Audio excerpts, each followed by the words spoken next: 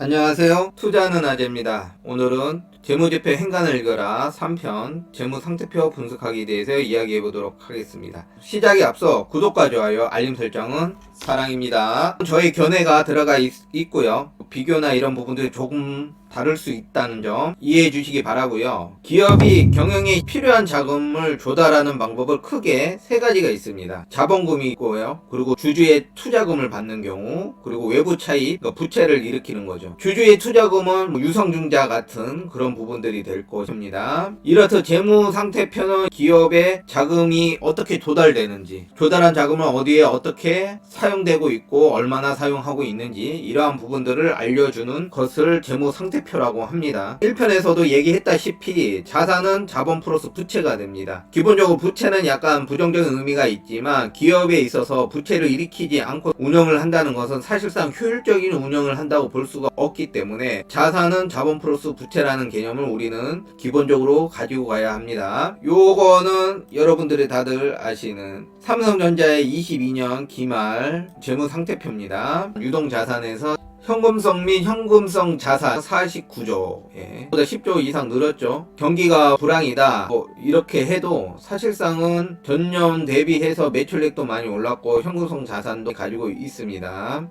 오히려 이제 매출채권이 뭐라 그랬죠? 외상으로 주는 거죠. 이런 부분들 또 크게 없고 재고자산, 유형자산, 무형자산 이렇게 있는데 우리나라를 대표하는 기업 다 씁니다. 이렇게 어려운 시기에도 현금성 자산이 늘어나고 있고 기업이 탄탄하다는 것. 여기에서 우리는 크게 이 노란색 친 부분만 확인하고 가면 됩니다. 재무제표를 분석하는 일은 방대한 자료들이 너무 많기 때문에 다 분석한다는 것은 너무 많은 시간을 필요로 하고 앞에서 얘기했다시피 우리는 빠르고 효율적으로 재무제표 분석을 하기 위함이 목적이기 때문에 중요한 부분을 발췌해서 확인할 필요성이 있겠습니다. 유동자산에서는 현금 및 현금성 자산, 그 다음에 매출채권, 재고자산 이런 것들을 확인할 것이고요. 비유동자산에서는 유형자산과 무형자산을 확인하면 되겠습니다. 보시는 바와 같이 유동자산은 현금성 및 현금성 자산, 매출채권, 재고자산, 단기금융자산까지는 확인하고 넘어가시면 될 것 같습니다.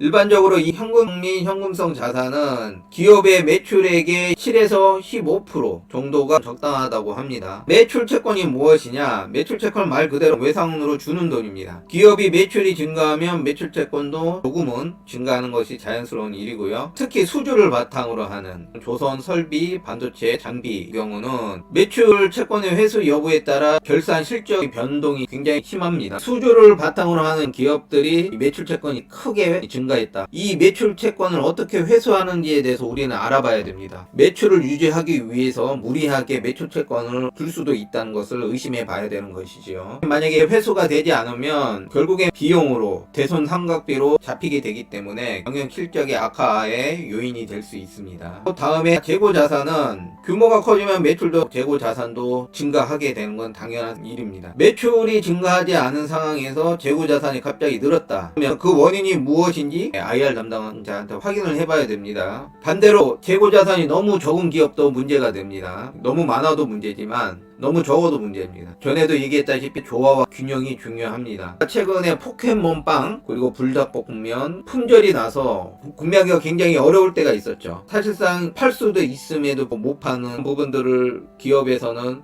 사전에 잘 판단해야 되는 것이죠. 일부 사람들은 재고 자산을 통해서 기업의 이익을 부풀릴 수 있다고 하는데 이것은 사실과 다릅니다. 매출 원가는 기초 재고 자산에서 단기 생산 제품 비용 빼기 기말 재고 재산이기 때문에 이러한 재고 자산을 증가시키기 위해서는 더 많은 제품을 생산해야 하고 그리고 그에 따른 더 많은 비용이 들어가게 되고 이러한 비용을 충당하기 위해서 현금으로 보유하고 있는 현금 자산을 쓸 수도 있지만 자산이 부족한 기업들은 유상증자, 외부 차입, 부채 이런 것들을 늘려야 하기 때문에 기업 경영에 안 좋은 영향을 미칠 수가 있게 되겠죠. 기업이 절대적인 규모에 비해서 매출채권과 재고자산이 많다면 운전 자본이 더 많이 필요하기 때문에 더 충당할 필요성이 있습니다. 이해를 돕기 위해 예를 들어 보겠습니다. 프라이팬을 제품으로 생산하는 주방용품 기업 A가 있다고 가정을 했을 때 A의 비용 구조는 변동비 70, 고정비 30의 비율이고 기초 자산은 0원, 그리고 프라이팬의 판매 가격은 15,000원, 제조 원가는 8,500원이 든다고 하고요. 재고 자산 평가 손실 충당금 5%로 한다고 하면 이 기업이 연간 1,000만 개만 필요한데 2,000만 개를 생산해서 기업의 이익을 부풀려고 한다고 했을 때 1,000만 개가 재고로 남고 1,000만 개 판매로 이렇게 나누어서 계산을 해보면 매출액은 1,500억이 되겠죠. 매출 원가는 890억으로 잡히게 됩니다. 매출 총이익이 810억이 되죠. 그러면 연간 1,000만 개에 대한 재고를 살펴보면 재고 자산은 810억으로 잡히게 됩니다. 영업활동 흐름은 1,000만 개의 제조 원가를 곱하면 마이너스 850억이 되겠죠. 연간 1,000만 개만 생산해서 판매를 했다고 하면 매출액 1,500 빼기 매출 원가가 850억으로 줄어들어서 한 650억 정도 되겠죠. 그러면 매출 총이익의 차익이 160억 차이가 납니다. 그 160억을 더 불리기 위해 재고 자산을 810억을 만들고 영업활동을 현금을 마이너스 850억으로 한다는 것은 기업 경영에 있어서 굉장히 비효율적이라고 생각이 들죠. 그렇기 때문에 재고 자산을 늘려서 기업의 영업이익을 부풀린다, 이런 CEO는 없습니다. 하지만 수주를 바탕하는 반도체, 조선, 장비 이런 사업을 영위하는 기업들은 재고 자산의 증가가 긍정적일 수가 있습니다. 이게 무슨 얘기냐? 반도체 장비 같은 경우는 리드 타임이 보통 2-3년 돼요. 그렇기 때문에 제품이 생산 중이나 납품 대기 중일 때 재고 자산으로 잡힐 수가 있습니다. 수시로 이런 부분들을 확인해야 되고요. 요것도 보면 FST에서 삼성전자에게 장비를 공급한 예를 볼 수가 있는데, 계약 기간 시작일이 2017년 4분기고 종료일은 2018년 1월 30일이 1분기예요. 그래서 계약금은 2017년 4분기에 발생이 되고 중도금과 잔금은 2018년 1분기에 결제됐을 가능성이 굉장히 높겠죠. 우리가 아파트 계약을 보면 처음에 계약금을 걸고 그 다음에 중도금, 그 다음에 잔금, 이런 식으로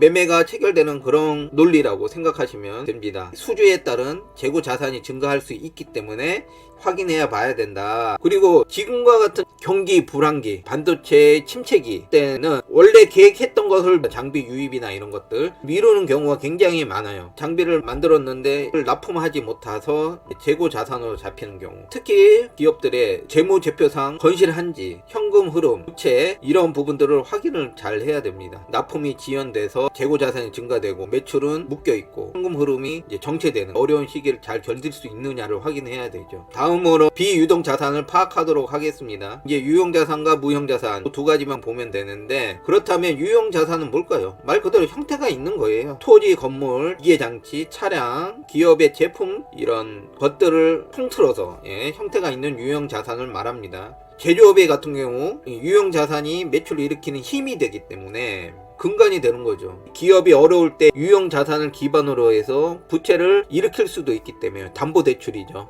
기업의 핵심적인 자산이 될 수 있다. 보통 제조업을 영위하는 기업들의 평균 유형 자산은 매출액 대비 30에서 60%라고 합니다. 매출액 대비 유형자산의 규모가 가장 큰 대표적인 업종은 조선입니다. 조선은 유형자산의 비중이 90% 정도로 크다고 합니다. 왜냐하면 바닷가 근처에 넓은 부지가 필요하게 되고 생산 설비의 규모도 굉장히 크기 때문에 그렇죠. 우리가 유형 자산에 있어서 투자자의 입장에서 생각을 해봐야 될 부분이 있는데요. 설비 투자만큼의 제품의 증대를 이뤄내지 못한다고 하면 기업의 실적이 약화된다는 부분을 명심해야 될 것입니다. 두 번째로 무형 자산, 형태가 없는 겁니다. 영업권, 개발비, 특허권, 상표권, 각종 권리금 이러한 것들, 형태가 없는 무형의 자산. 가장 대표적인 게 영업권인데, 영업권은 타 사업을 인수했을 때 주는 프리미엄 같은 겁니다. 인수를 할 때 권리금을 더 얹혀주고 사업권을 따오는 거죠. 가치가 있는 영업권은 프리미엄이 더 붙을 수 있다. 이러한 영업권은 실제 가치를 초과하는 부분은 무형 자산으로 회계 정리를 하게 됩니다. 그리고 개발비가 있는데요. 개발비는 신제품 개발에 들어가는 연구 비용을 무형 자산으로 정리를 하는 것입니다. 연구 비용은 발생 시점에 처리하는 것이 일반적입니다. 그렇지만 바이오 회사나 신약 개발의 이런 부분들이 비용 처리하지 않고 무형 자산으로 잡아서 좋지 않게 생각하시는 분들도 있죠. 이러한 부분들은 개선이 필요하다고 생각이 드는데요. 사실상 신약 개발에 성공하는 기업이 많지 않습니다. 대부분 신약 개발을 위해서 많은 자금을 쓰지만 실패를 볼 경우가 많기 때문에 이런 부분들은 재무제표 상에서 어떻게 정리를 할 것인지에 대한 지침이 새로 정리를 해야 된다고 생각을 합니다. 개발되고 있는 신약이 실패를 했다. 무형자산에서 대규모 손상 처리가 되겠죠. 그래서 비용으로 한 번에 많이 잡히기 때문에 기업의 실적을 갑작스럽게 악화시키는 원인이 됩니다. 그렇기 때문에 무형자산도 잘 봐야 돼요. 반면에 드라마 제작사들도 드라마를 제작하는 비용들을 개발비로 이렇게 잡게 되는데 이런 것들은 사실 문제는 별로 안 되죠. 왜냐하면 무형자산으로 회계 처리를 하고 일정 기간이 되면 조금씩 감가상각을 해서 비용으로 처리하는 것들이 가능하기 때문에 그렇게 됩니다. 다음으로 유동자산의 매출채권에 대해서 알아보면요, 매출채권과 대손충당금 서로 유기적인 관계라고 볼 수가 있죠. 매출채권에서 못 받게 되면 대손충당금으로 차감되게 되는 것이죠. 그래서 매출채권은 총 채권액에서 손실충당금을 뺀 금액이다 라고 알고 계시면 되고요. 우리는 실질적으로 매출채권에 대한 재무제표 주석을 찾아보고 그에 대한 대손충당금의 규모만 체크하는 정도면 좋을 듯 싶습니다. 재무제표 주석에서 갑자기 큰 금액이 나오면 우리가 그 이유를 반드시 짚고 넘어가야 되는데요. 과거의 경우 친인척 기업들에게 대여금을 활용해서 회사 돈을 부당한 대여를 하는 경우가 생기게 돼서 체크는 해야 되겠지만 사실상 예전과 다르게 재무제표상 굉장히 투명해졌기 때문에 이런 부분들은 크게 없고요. 결제가 되지 않을 때는 손실충당금으로 처리가 되고 그 다음에 결제가 되면 다시 환입된 걸로 잡게 되는 것입니다. 다음은 부채 부분. 앞에서도 얘기했다시피 우리 노란색만 확인하면 됩니다. 유동부채는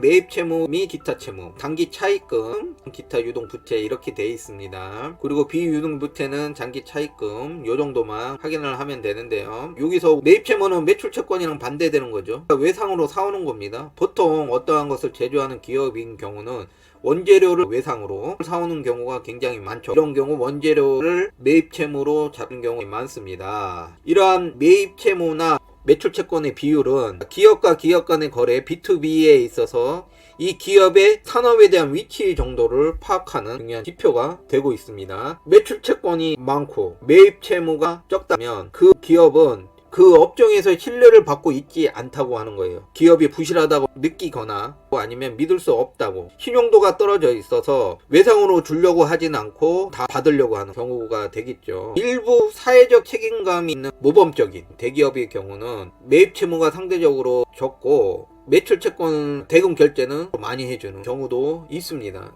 반대로 매출채권은 적고 매입채무가 많은 기업들이 있습니다. 그러한 것들은 약간 악독한 기업 이렇게 인식하는 분위기가 있지요. 하지만 이게 또 전부 다가 아닙니다. 음식료나 유통업, 면세점과 같이 이제 B2C죠. 기업과 소비자가 다이렉트로 직접 하는 경우는 매출 채권보다 매입 채무가 훨씬 많은 경우가 많죠. 이러한 예외인 경우를 빼고는 제가 보는 우량 기업들은 대부분 매출 채권과 매입 채무가 비슷한 게 가장 좋더라고요. 받을 것과 줄 것이 비슷한 게 가장 괜찮다고 생각이 듭니다. 그럼 유동부채의 단기 차입금은 뭐냐? 1년 이내에 상환해야 되는 의무가 있는 부채를 이야기합니다. 이런 단기 차입금이 많은 기업은 자금 사정이 안 좋은 기업으로 볼 수 있어요.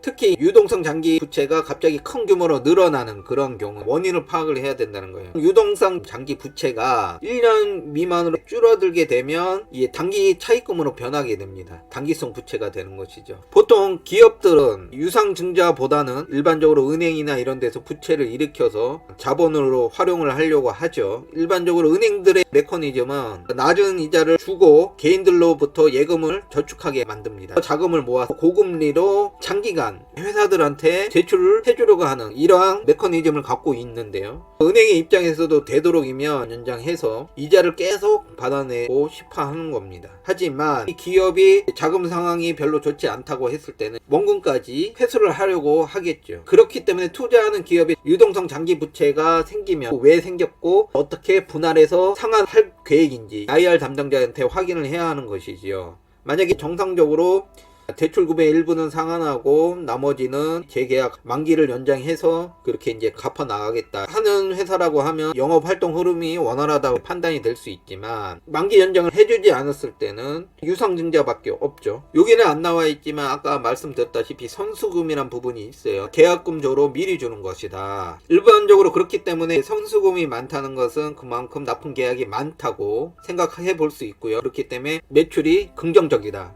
라고 생각을 해볼 수 있지만 지금과 같은 반도체 암흑기나 경기 둔화기에는 납품 계약을 연기하는 경우가 굉장히 비일비재하게 됩니다. 일부러 장비를 더 들여서 비용을 증가시킬 필요성은 없죠. 물론 삼성전자처럼 예외인 경우도 있지만 삼성전자니까 가능한 겁니다. 그렇기 때문에 이럴 때일수록 이 기업이 위기나 고비를 잘 넘길 수 있는 재무 환경을 가지고 있는지 반드시 체크를 해야 된다. 요 노란색으로 표시는 안 됐지만 충당 부채라고 돼 있죠. 보증 수리비 같은 거. 보증 기간이 있죠. 그리고 자동차도 마찬가지로 몇 년 몇 킬로까지 무상 수리 뭐 이런 보증 기간이 있습니다. 이런 것들을 이 충당 부채에 잡는다고 생각을 하시면 됩니다. 미리 비용을 빼놓고 그런 소요가 있을 때 지출을 할 수 있게끔 만든 것입니다.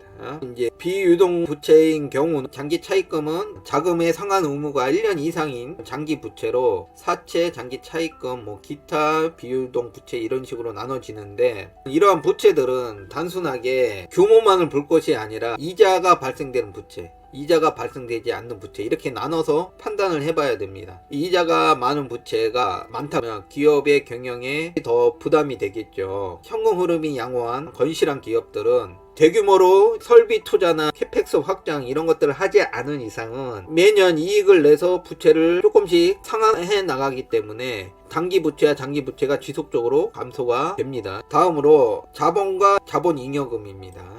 기업의 자본은 자본금, 자본잉여금, 이익잉여금 요 세 개와 자본과 부채의 총계 이 정도를 확인하시면 됩니다. 노란색으로 표시를 제가 못했네요. 자본금은 액면가에 발행 주식수를 곱하면 자본금이 됩니다. 액면가 5천원으로 20만 주를 발행한 기업은 자본금 10억이 되죠. 이 기업이 주당 2만원으로 하게 되면 금액이 40억이 됩니다. 그러면 자본잉여금이 30억 정도가 되는 겁니다. 여기서 우리는 우량한 기업과 그렇지 못한 기업을 쉽게 구별할 수 있습니다. 우량한 기업일수록 자본금의 변동이 별로 없어요. 우리가 왜 자본금에 신경을 써야 하냐면 만성적 실적 부진으로 인한 적자에 허덕이는 기업, 외부 차입을 통해서 필요한 자금을 충당할 수 없기 때문에 계속적으로 유상증자를 통해서 주주들의 지갑을 열게 하죠. 여기서 자본이익잉여금은 배당을 주고 남은 금액입니다. 우리가 기업에 있어서 잉여금을 남겨야지 계속 영업활동을 하는데 무리가 없겠죠. 그렇기 때문에 배당을 무조건 많이 주는 것만이 좋은 것은 아니죠. 적당한 정도로 주고 나머지는 기업의 매출액을 증가시키거나 영업생산 활동을 올리는데 활용을 하는 것이 좋아 보입니다. 이익잉여금을 유보금이라고 혼동하기 쉬운데요. 이익잉여금은 자산을 마련하기 위한 자금을 조달하는 방법 중에 하나로 매출채권, 재고자산, 유형자산 등 여러 항목에 골고루 사용될 수 있는 그러한 것입니다. 하지만 유보금은 순수 현금을 쌓아두는 것이죠. 이익잉여금하고 유보금은 차이가 있다. 제가 유상증자한 기업들이 좀 안 좋게만 이야기를 했는데 그 기업의 크기보다 굉장히 큰 수주를 받았다. 그러면 그에 달한 장비, 시설, 부동산, 토지 매입 이런 부분들이 굉장히 많은 비용이 들어가게 돼서 이것을 위해서 유상증자를 하게 된다 라고 하면 이게 다 지어지고 공장이 가동되었을 때 더 많은 매출을 이뤄낼 수 있기 때문에 이것은 사실상은 악재보다는 호재일 경우가 많습니다. 하지만 기업 CEO의 욕심과 잘못된 판단에 의해서 유상증자를 하게 된다 라고 하면 기업의 펀더멘탈이나 이런 부분들 잘 확인해 봐야 되는 것이죠. 이러기 때문에 사업보고서를 분석할 때 재무제표 뿐만 아니라 사업의 내용, 제품의 종류, 미래의 성장성 이러한 부분들을 고루고루 확인을 해야 하는 것입니다. 이런 걸 판단하기 위해서. 저명한 투자의 고수분들은 기업과 동행하는 CEO의 마음으로 내가 기업을 운영한다는 마음으로 해야 된다 하는 것들이 이런 부분들입니다. 무상증자인 경우도 무조건 호재로만 봅니다. 실질적으로 주가적인 흐름에서 봤을 때는 단기적으로 호재가 맞습니다. 주주들이 주식수를 늘려주는 것이기 때문에 굉장히 기분 좋게 생각을 하죠. 하지만 사실 이러한 무상증자는 자본잉여금을 자본으로 이동시키는 행위밖에 안 돼요. 장기적인 관점에서 보면 자본잉여금의 일부를 자본금으로 바꾸는 것이기 때문에 사실상 기업의 기본적인 펀더멘탈은 크게 변함이 없는 것입니다. 장기적으로 크게 상관이 없다 생각하시면 될 것 같습니다. 그리고 재무제표를 보면 연결 재무제표, 별도 재무제표, 개별 재무제표 이렇게 나눠 볼 수가 있는데요. 지배기업과 종속회사의 관계가 있는 경우는 연결 재무제표로 하고요. 별도 재무제표는 종속 기업을 뺀 지배 기업만의 재무제표를 이야기를 하고요. 그리고 종속 회사들이 없는 기업들은 개별 재무제표로 이렇게 나눠집니다. 연결 재무제표에 나오는 종속 기업의 현황들을 보면 지금 종속 회사가 6개 가지고 있고 이렇게 지분율도 나와 있고, 여기서 의아해하시는 분들이 있을 거예요. 왜 오로스 테크놀로지는 빠졌냐? 상장을 한 기업이죠. 이미 독립해서 독립세대를 형성한 기업입니다. 여기서 생각을 해야 되는 게, 연결 재무제표를 작성하는 방법이 모기업, 지배기업과 종속기업, 자회사, 자기업 이렇게 얘기를 하는데, 비율에 따라서 재무제표를 합하는 게 아니라 단순하게 각 항목에 합한 것으로 표기가 된다는 거예요. 그렇기 때문에 PER, PBR 등을 활용하는 가치 투자자들의 입장에서 보면 지배 지분 자본과 지배 지분 순이익을 기준으로 해서 가치 평가를 하게 된 것입니다. 오늘의 내용은 여기까지였습니다. 기업을 어떻게 분석해야 되는지 새로운 시각이 열릴 것이고 중요한 부분이라 생각이 되기 때문에 반복해서 들어주시고요. 항상 이분적인 사고, 이것은 반드시 맞고 반드시 틀리다, 이런 것은 없습니다. 조화와 균형을 통해서 기업이 필요에 의해서 어떻게 되는 것인지, 그렇기 때문에 IR 담당자하고 통화도 해야 하고 겨냥을 통해서 디테일하게 파악할 부분들이 필요한 것이죠. 그런 부분들을 고려해서 투자에 참고하시면 좋겠습니다. 여러분의 성투를 기원합니다. 구독과 좋아요, 알림 설정은 사랑입니다.